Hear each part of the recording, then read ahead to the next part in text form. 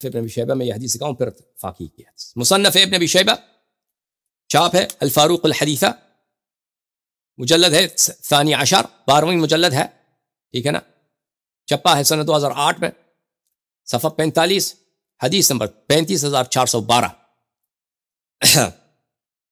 یہ حدیث یہاں پہ مرسل ہے، پھر جو اخبار مکہ فاقی سے روایت کریں گے تو وہاں پہ آپ کو مستند اس کا سند حسن ہے، وہ دکھائیں گے آپ. پہلے ملاحظہ فرمائی، وکی جو ہے ہارون بن ابی وکی اپنے والد ابی وکی سے روایت کرتا ہے کہ جب یہ آیت نازل ہوئی الیوم اکملت لکم دینکم یوم الحج الاکبر، ہمارے نزدیک تو یہ آیت عرفہ میں نازل غدیر خم میں نازل ہوئی، یہ لوگ کہتے ہیں کہ عرفہ میں نازل ہوئی. تو وہاں پہ جب نازل ہوا تو فبکا عمر نے وہاں پہ رویا، عمر نے بڑا رونا شروع کر دیا. فقال رسول اللہ صلی اللہ علیہ وآلہ وسلم ما یبکیک، رسول پاک صلی اللہ علیہ وسلم نے دیکھا یہ سسر رو رہے ہیں. سسر کیا ہو رہا ہے بھائی، سسر صاحب کیوں رو رہے ہیں؟ سسر رو رہا ہے. قال، سسر نے کہا یا رسول اللہ صلی اللہ علیہ وآلہ وسلم ابکانی انا کننا فی زیادت من دیننا، میں اس لیے رویا ہوں کہ ہماری تعداد بہت زیادہ ہے، مسلمانوں کی تعداد، یعنی حجۃ الوداع کے موقع پر مسلمانوں کی تعداد کیا ماشاءاللہ کیا تعداد ہے. فاما اذا كمل فانه لم يكمل شيء قط الا نقص، اب ہماری تعداد کامل ہو گئی ہے، لیکن اب یہ ہے کہ جو بھی شے اس کی تعداد کامل ہو جاتی ہے اس کے بعد وہ کمی ہو جاتی ہے، اس کی تعداد کمی ہو جاتی ہے. تو الیوم اکملت لکم دینکم جب آیا ہے تو عمر نے کہا، یہ رویا ہے اور رونے کی وجہ پوچھا ہے رسول پاک صلی اللہ علیہ وسلم نے. اس نے کہا کہ ہماری دین جو ہے ہماری تعداد زیادہ ہے، تعداد ہماری کامل ہو گئی، اب کامل جو ہو گیا اس کے بعد ہماری تعداد کم ہو جائے گی، ٹھیک ہے نا. تو رسول پاک صلی اللہ علیہ وسلم نے کہا کہ صدقت، ان کے حدیث میں ہے بھائی کہ تو صحیح کہہ رہا ہے. اب اخبار مکہ فاقی کی جو اخبار مکہ ہے، ملاحظہ فرمائیے جزء اول صفحہ سنہ 1994 میں کتاب چھپی ہے مکہ مکرمہ میں. ملاحظہ فرمائی صفحہ نمبر 372 میں وہی حدیث ہے، کہتا ہے اسناد حسن، اسناد صحیح ہے. فَإِذَا كَمُلَ فَأَمَّا إِذَا كَمُلَ فَإِنَّهُ لَا يُكْمِلُ شَيْءٌ إِلَّا نَقَصَهُ، یہ ہارون ابن عنترہ سے اپنے ابی والد سے روایت کیا ہے. اچھا، تو یہاں پر بھی یہی ہے کہ دین جو ہے تعداد کم ہو جائے گی مسلمانوں کے، اسی لیے اور اہل ایمان کی، اور یہی بات ہے عمر نے کہا ہے اور رسول پاک صلی اللہ علیہ وسلم نے اس کی تائید کیا. ملاحظہ فرمائیے یہ حدیث ہے صحیح بخاری میں جلد نمبر 3. یہ روایت بہت ہے، اس کے بہت سارے الفاظ ہیں، اس روایت کے بہت سارے، اس میں تعداد بہت زیادہ ہے. لَتَتَّبِعُنَّ سُنَنَ مَنْ كَانَ قَبْلَكُمْ شِبْرًا بِشِبْرٍ وَذِرَاعٍ بِذِرَاعٍ، کہ تم یہود و نصارہ کی سنت کی اتباع کرو گے. وہی جو سرنوشت، جو داستان یہود و نصارہ میں پیش آیا آپ میں بھی پیش آئے گا، ٹھیک ہے نا. تو عزیزو کہنے کا مقصد یہ ہے کہ یہود و نصارہ کے جو داستان آپ دیکھ رہے ہیں، کیا یہودیوں میں حق اکثریت کے پاس ہے؟ یہود میں جو حضرت موسیٰ علیہ السلام کے بعد ان کے میں جو افتراق پیدا ہوا ہے، کون کہتا ہے کہ جو طبقہ اکثریت ہے یہودیوں کی وہ حق پر ہے؟ کوئی نہیں کہتا. یا عیسائیوں میں جو طبقہ اکثریت پر ہے، مثلا کیتھولکس، وہ حق پر ہے؟ کوئی نہیں کہتا. ملاحظہ فرمائیے صحیح بخاری ترجمہ ہے حافظ عبد الستار صاحب کی، یہ کتاب جلد نمبر 3 ہے. یہاں پہ کتاب و احادیث الانبیاء صفحہ 604 میں لَتَتَّبِعُنَّ سُنَنَ مَنْ قَبْلَكُمْ شِبْرًا بِشِبْرٍ وَذِرَاعًا بِذِرَاعٍ حَتَّى لَوْ سَلَكُوا جُحْرَ ضَبٍّ لَسَلَكْتُمُوهُ. یا رسول اللہ صلی اللہ علیہ وآلہ وسلم اليہود والنصارى قال النبی صلی اللہ علیہ وآلہ فمن.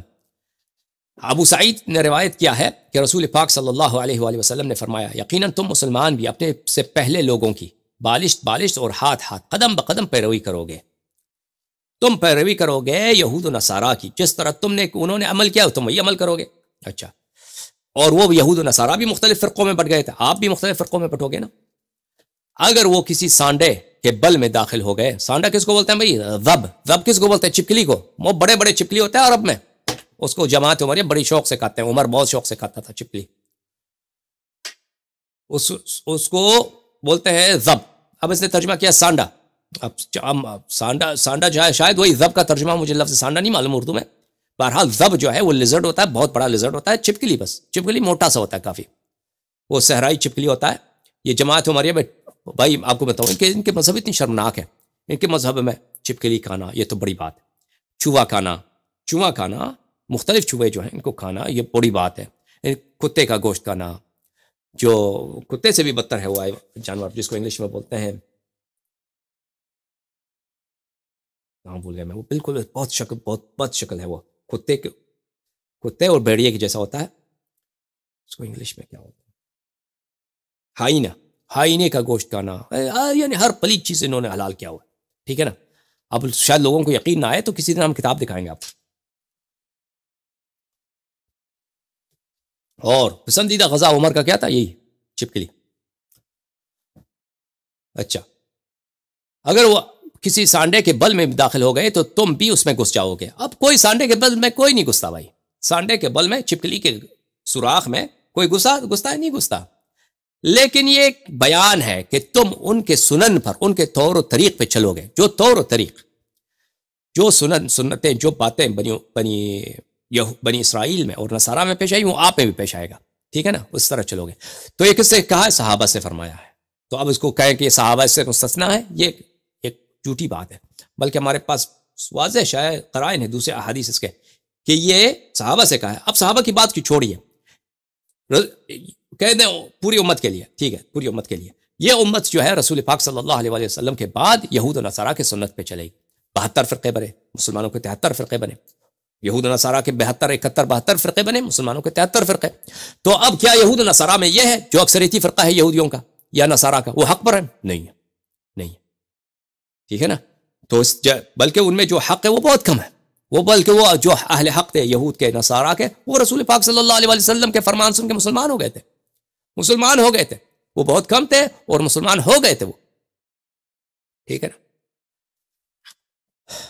ہم نے عرض کیا یا اللہ کے رسول صلی اللہ علیہ وسلم پہلے لوگوں سے مراد یہود نصارہ ہیں. نبی صلی اللہ علیہ وسلم نے فرمایا اور کون ہو سکتے ہیں. ٹھیک ہے نا.